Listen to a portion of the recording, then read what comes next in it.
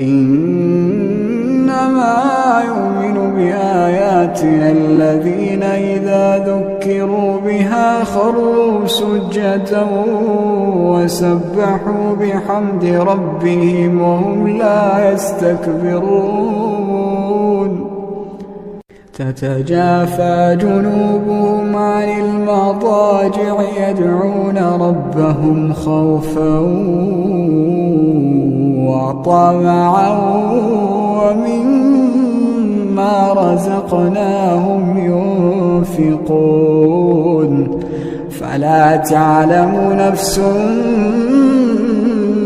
ما أخفي لهم من قرة أعين